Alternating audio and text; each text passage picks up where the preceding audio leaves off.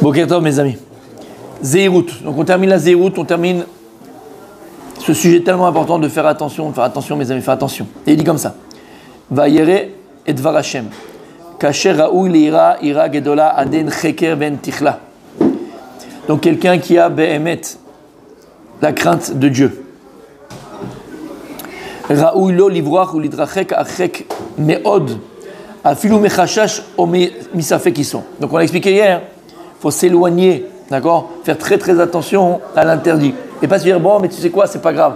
Parce que très souvent, qu'est-ce qu'on dit? C'est pas grave, c'est machin, et ça, on se permet au départ, on allégie notre conscience par rapport à la transgression, puis après à la fin, c'est comme on l'a dit, ça devient permis.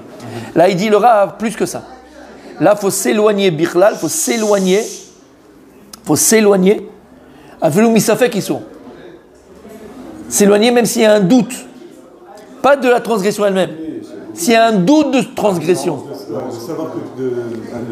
Tu comprends? Non, je sais pas. Peut-être que oui, peut-être que non. Peut-être que c'est permis, peut-être que c'est interdit. Même au niveau halachique, on va dire. Afilou safek. Éloigne-toi du safek. Maintenant, le meilleur moyen pour s'éloigner du doute, c'est quoi? C'est apprendre. C'est apprendre. Bah oui. Très souvent, nous, on est dans une situation, que ce soit halachique, je parle de Shabbat, ou que ce soit dans la semaine. Et on s'interdit tout parce qu'on voilà. Dans le pire des cas, on s'interdit tout. Parce que c'est très grave de s'interdire. Alors qu'Hachem il a permis. Alors que la Torah le permet et toi tu t'interdis, ça c'est encore plus grave. D'accord? Donc le meilleur moyen, c'est quoi? C'est de ne pas rester ignorant. Le problème c'est qu'on est des ignorants. Et c'est vrai dans tout. Ça veut dire que l'ignorance c'est la plus grande maladie. D'accord? L'ignorance c'est la plus grande maladie. Et au lieu de se prendre en main et de se dire, bon, je vais commencer à apprendre. Parce que c'est pas difficile. Halakha, tu me dis, attends, halakha, c'est compliqué, c'est difficile. Je t'ai pas demandé de rentrer dans le Shulchan Aruch avec le tour, le roche, le machin. Rentre pas dedans. Tu prends juste le Ilkut Yosef, où il y a plein d'autres livres, d'accord, d'halakha, le Letzion. C'est même des questions. Or, Letzion, c'est des questions, d'accord, qui sont posées. De tous les jours. De tous les jours, que tu as toi-même. Tous les jours, tu pourras avoir ces questions-là. Simplement, le problème, il est qu'on est des gros flemmards. Arrête ton Yetzirara, des gros flemmards. Mais alors pourquoi on est des gros flemmards par rapport à ça? Ça n'a pas rapport de savoir aussi. Parce que alors, deux choses. Il y a deux choses. À partir du moment où tu sais, ça t'oblige. Ouais. Tu peux rester dans le brouillard. Ah bon, on peut pas. Je savais pas, je te jure, je savais pas. Donc, d'accord, c'est bien de rester ignorant. Au moins, je sais pas et on m'en voudra pas pour ça. À moitié. Comment? À moitié. Ouais, à moitié, t'as compris. Donc déjà, d'accord, premièrement, parce que voilà, ça nous oblige. Et deuxièmement, c'est que ça demande un effort. Ça demande un effort. Il faut aller à la bibliothèque, sortir le livre, ouvrir le livre, s'asseoir, et lire. Ça demande de l'effort. Donc le problème, c'est l'ignorance. Et je vous ai dit, il n'y a pas plus grande maladie que l'ignorance. Et dans tout d'ailleurs. Dans tout. Même dans son travail. Dans le travail, de manière générale dans la vie. Il y a des gens qui sont ignorants au niveau de la philosophie de la vie, on va dire, d'accord? Ouais. Des valeurs de la vie. C'est tellement beau le savoir. C'est tellement beau. C'est là où tu te sens rempli. Tu sens que tu te remplis. D'accord? Et bien sûr, là, on parle d'interdit, de transgression, d'accord, de ces choses-là. Mais de manière beaucoup plus générale. C'est tellement beau. D'ailleurs, c'est pas quelque chose qui appartient à une élite, le savoir. Ça appartient aux gens qui sont curieux, aux gens qui ont envie d'apprendre. C'est tout. Et c'est la première Torah de Rabbi Nachman, comme on l'a dit, la Chokhmah, on va en parler, Bezrat Hashem, pas maintenant, mais une autre fois. La Chokhmah, l'intelligence. On se doit tous, il dit Rabbi Nachman, tout juif, toute personne se doit d'acquérir l'intelligence divine, profonde, qui se cache dans chaque élément de la nature. C'est ça le travail d'un juif. Et qui se cache dans la nature, c'est quoi? C'est comment ça pousse un arbre, comment une femme tombe enceinte, comment le bébé il sort, comment les neurones, les machins, les trucs, tout. La fusée, le train, c'est ça la Chokhmat Hashem. Ou comment Kadosh Baruch Hu dévoiler l'intelligence divine interne de chaque chose. Donc encore une fois, à nous de nous éloigner, même si on a un doute, la chose elle est interdite ou pas interdite. Ou bien d'abord, chez Eshbo Machloket, Avelu Tishim et Tisha, Omri Mutar, Bechad, Omer Asur. les mechashbeh. Il dit même si dans une chose il y a une marloquette, et t'en as 99 qui disent c'est permis, et un il te dit c'est pas permis. Un il te dit c'est pas permis. Même ça c'est les mechash. C'est-à-dire que bien sûr la halakha elle est selon le rov, elle va selon la majorité. Et, ok, mais c'est pas parce que la halakha elle te dit qu'on va selon la majorité que toi tu dois laisser de côté celui qui pense que attention il y a peut-être un problème. Lama, ça va te permettre. Bien sûr tu pourras le faire parce que tout le monde permet. Mais attention, sache qu'il y en a qui pensent que attention c'est pas simple, c'est pas si simple que ça. Pourquoi? Ça te permet toujours d'avoir les freins. D'accord? Le type veut aller plus vite en voiture. Je dis attends, j'ai envie que la voiture aille plus vite. Le meilleur moyen qu'il trouve pour aller plus vite, c'est quoi? C'est de retirer les freins. Yahmar, ya idiot. Laisse les freins, ne les utilise pas pour l'instant, mais laisse les freins, ben c'est pareil. Si toi tu rentres dans une logique que tout est moutard, tout est permis, d'accord? Même dans. Il peut y avoir un problème de frein, c'est que tu enlèves les freins. Donc même si tu as étudié un sujet, et ne mets pas de côté l'idée de celui qui dit qu'il y a un problème. C'est-à-dire qu'attention, tu ne vas pas faire. Tout le monde permet, encore une fois, il n'y a pas de problème. Mais garde cette idée-là malgré tout. Lama, parce qu'il nous faut des freins. Hier ou d'avant-hier, vous avez dit. D'accord? Comme il dit là, ici, bien sûr qu'encore une fois, que si celui qui interdit, on a repoussé son idée et que c'est permis, c'est permis. Aval, il y a une idée comme ça qu'il y a un ISO. Lama, encore une fois, c'est parce que la zéroute, c'est quoi la zéroute? Qu'est-ce qui me permet de faire attention? Ben, c'est les freins. Il faut avoir des freins. Et à tous les niveaux. Et vous avez dit trop dire ou d'avant-hier. Là, vous dites, s'il y en a un qui dit pas comme tout le monde, il faut quand même réfléchir à ce qu'il dit. Et celui qui a dit, il ne faut pas donner le veau à un sacrifice qui vient de Pharaon parce qu'il y a un mot. Et ça nous a coûté. Je l'ai répété 5 fois, exprès. 5 fois. Hamcha Alik. Oui. Pourquoi? Là, vous venez de Pourquoi? dire le contraire. Tu m'écoutes pas, tu m'écoutes plus. Non, pas du tout. Il m'écoute plus. Je l'ai répété 5 fois, je répète la 6e fois. Mais attention à toi, écoute maintenant. Qu'est-ce que j'ai dit? J'ai dit que même si maintenant la 99% permettent, alors nous Vadaïk, on est permis, on a le droit de le faire. Il n'y a pas de problème, on va pas sur celui qui sont, parce qu'on va d'après le Rov, je l'ai dit, on n'a pas la majorité. Mais c'est terminé. Ah oui, ils l'ont pas fait, d'accord. Mais toi, ils ont dit par ok, c'est ce que je viens de dire. Mais il faut avoir dans l'idée qu'il y a quelqu'un qui interdit. Ça permet d'avoir un frein, c'est tout. Mais nous, dans l'action, on ne va pas sur l'eau qui interdit, puisque tout le monde permet, on va d'après le Rov. T'as compris? Donc moi, ce que je veux dire, c'est qu'ici, tu l'auras. Même si maintenant, lachiquement, on va d'après le Rov et qu'on a un qui interdit et qu'on ne va pas d'après lui, on n'écoute pas sa décision finalement, il faut savoir qu'elle existe. Pourquoi? Ne remballe pas tout d'une main. Ça s'appelle les freins. D'accord? C'est ça que je... Non? Oui? Oui? Non? Oui? Celui qui a dit on ne donne pas le veau avec le moum. Quel rapport maintenant? C'est lui qu'on a écouté. Mais d'accord, mais alors ils se sont trompés alors. Qu'est-ce qu'on a dit? On a fait le cours. Je suis pas en train de dire ça. Ulma davar domé. Et à quoi est-ce que la chose, elle ressemble? Les davar, chez Tishim et Tesharofim, Omrim alav sheno mazik, vechad omer sheyesh bo sakano pikor nefesh imi ochneu mi petit, sheyachouch isvarato. Il dit comme ça, c'est comme si un type il est malade, il y a 9 médecins sur 10, il dit le médicament, il n'a aucun problème, tu peux le prendre, et t'en as un qui vient, il dit ce médicament, je suis pas très sûr. C'est vrai qu'il y en a 9 qui disent que c'est bon, et en général, ils vont pas se tromper parce qu'il y a la majorité, mais je pense que quand même, tu feras attention, malgré tout. Et tu vas écouter les 9 médecins, mais discretos, tu vas aller prendre comment on appelle ça, la notice pour regarder quand même ce qui se passe dans ce médicament. D'accord? Dans le meilleur des cas, dans le doute.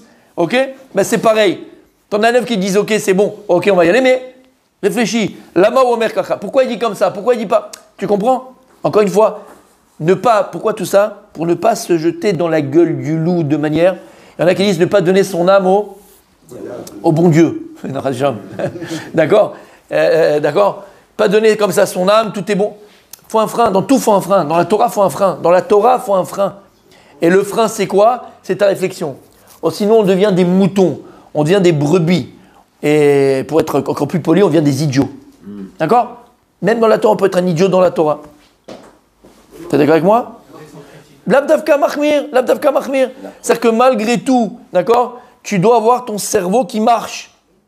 Et j'espère en tout cas que même quand on discute, quand on parle, quand on enseigne, ben ton cerveau tu le mets en marche et tu réfléchis sur ce qu'on dit. Et si jamais toi, dans ta petite tête ou dans ta grande tête, tu dis attends, je comprends pas quelque chose, tu poses la question, comme il vient de faire Rabbi Moshe. On a étudié quelque chose il y a 2 jours, là je comprends pas ce qu'on vient de dire, tac, je pose la question. J'ai pas honte. T'as compris ce que je veux dire par là? Le cerveau il marche. C'est pas que je prends tout, comment on dit, content. Content. Hein, l'argent content, hein? Vraiment content. Non. Je prends tout pour argent comptant, d'accord? Bien sûr, on a Emunat Rachamim, d'accord, c'est moi quand j'écoute mon Rav, je ne vais pas me dire qu'il est en train de me raconter des histoires. Mais ça ne veut pas dire parce qu'il y a mon Rav qui me parle que mon cerveau il est en pause. Non, il n'est pas en pause, mais au contraire, c'est maintenant que mon cerveau il doit être en tac, tac, tac, tac, tac, tac. Maintenant on a étudié comme ça, on a fait ceci, on a fait ça. Comment ça marche pas? Et si moi je trouve dans mon raisonnement une contradiction avec ce qu'on a pu peut-être étudier, je pose la question. Peut-être que moi j'ai pas compris. L'homme est chané. Ah ben mon cerveau il marche. Mais c'est où la limite, Rav? Parce que c'est dangereux. Nos limites. Quand il y a des rabbinim qui tranchent quelque chose, on peut ne pas être d'accord. On peut. Ça non. Le jour où tu auras fini le chat, c'est tous les mefarchim. Là, tu pourras peut-être pas être d'accord, chérie. Mais là, calme-toi, mon tzadi, calme-toi. Prends un diabolomante et vas-y. Calme-toi. Il faut savoir qui Hein? c'est qui tranche. Je sais, il arrive, il est en préparation. Il faut savoir qui La c'est qui tranche. réflexion, elle sert. D'abord, il sait, vous savez qu'ils sont. Bon, disons qu'on parle d'accord de gens qui savent, d'accord, des décisionnaires qui ont le pouvoir de trancher. Ok. Mais ce que je veux dire, c'est que même dans ce cas-là, ton cerveau, il doit marcher. Pourquoi? Comment? Ouvre les livres. Comment? Tac, tac. Pour apprendre? Pour comprendre? Voilà. D'accord? Le cerveau, il doit jamais être en mode pause. Jamais, mon tzaddik. Peut-être quand tu dors. Non, même pas. Parce que sinon, c'est difficile. Même pas. Faut le reposer, le cerveau. Faut le reposer, parce que des fois, tu. Parce qu'après, si... Non, faut le reposer. Mais bon.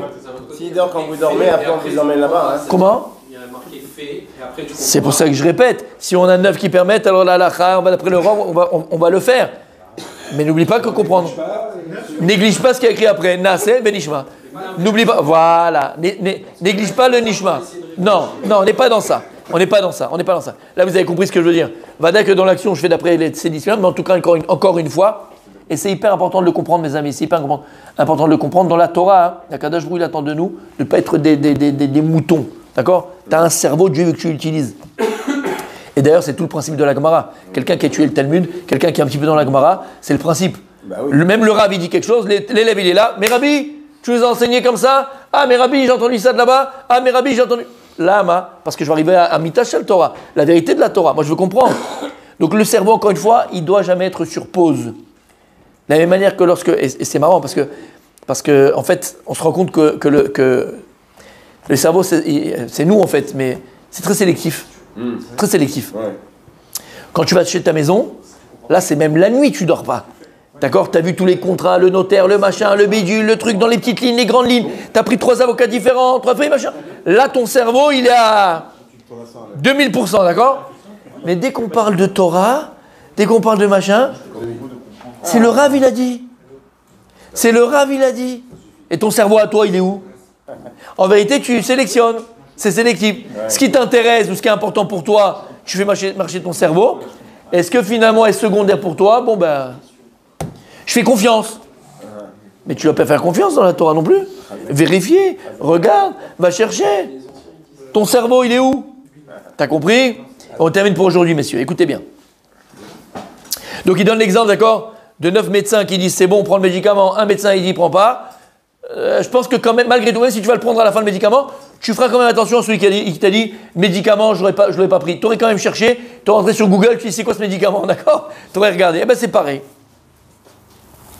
Havadab shita de kol bar da'at yomar mali letzra azot likanes besafek sakana shebel tase adif. Donc c'est comme il a dit, d'accord, un type qui a un peu de sechel, un peu de jugement dans sa tête, il fera attention à celui au médecin qui a dit le médicament, à mon avis, il n'est pas très adapté. D'accord? N'importe quelle personne un petit peu intelligente, il va vérifier.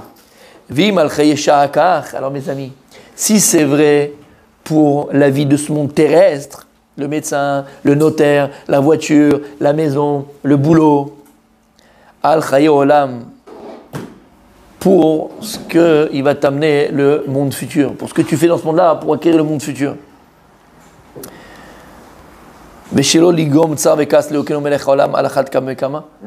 À plus forte raison que tu fais encore plus attention à ce qui touche à la spiritualité. J'ai dit, pourquoi tu as mis ton enfant là-bas dans cette école-là? Il y avait un numéro vert, j'ai appelé, il y avait un disque, ils m'ont donné 3 écoles. Pour machin, t'appelles le 1, pour truc, t'appelles le 2, t'appelles le 3. Mais il y avait écrit en bas, hein, sous l'égide du grand rabbin de Tombouctou. La vérité, j'ai appelé. Et alors, tu sais de quoi tu parles là? Tu parles de l'avenir de tes enfants. C'est qui vont côtoyer tous les jours. Les morotes et les morim qui vont avoir, les professeurs qui vont avoir, ce qu'on va leur mettre dans la tête. Tu fais avec un numéro vert? T'as acheté comme ça ta maison? Est-ce que ta maison, tu l'as achetée comme ça Tu l'as acheté comme ça, ta maison? Non. Tu as été par toi-même, tu es rentré dans les bureaux, tu as appelé, tu as cherché, tu as machin. Si on parle déjà dans les choses qui sont matérielles, tu te prends la tête et tu réfléchis. Les choses qui sont hyper essentielles. Hyper essentielles. Petit bonheur, la chance. Si une personne est à cette conscience-là, tout ce qu'on vient de dire depuis tous les cours, d'accord? Alors, Behemet, il sera sauvé de la transgression. Plus que ça. Quelqu'un qui fait attention à ce qu'il fait, quelqu'un qui réfléchit à ce qu'il fait. Tu réfléchis. Le problème, comme je l'ai dit, c'est 99% des choses qu'on fait dans la journée et dans la vie, c'est des réflexes. Tout le frigidaire, c'est un réflexe. Tu sors c'est un réflexe. Tout ce que tu rentres dans la voiture, c'est un réflexe. Nos gestes ne sont pas réfléchis. Je l'ai dit, moi je l'ai vu de mes propres yeux. Quand j'étais à Mir avec le Rav Volbeu, exactement. Le Rav Volbeu, quand j'étais à Mir, j'ai eu une petite période où il était encore vivant après les Niftar, mais quand il venait faire un shiur toutes les semaines. Et quand il sortait de la voiture, quand tu voyais marcher, d'accord, tu vois quelqu'un, chaque mouvement il est réfléchi, chaque geste il est réfléchi. Nous, tout ce qu'on fait, 99% des choses, on ne réagit, c'est des réactions d'ailleurs. D'ailleurs, nous, on n'agit pas, on réagit.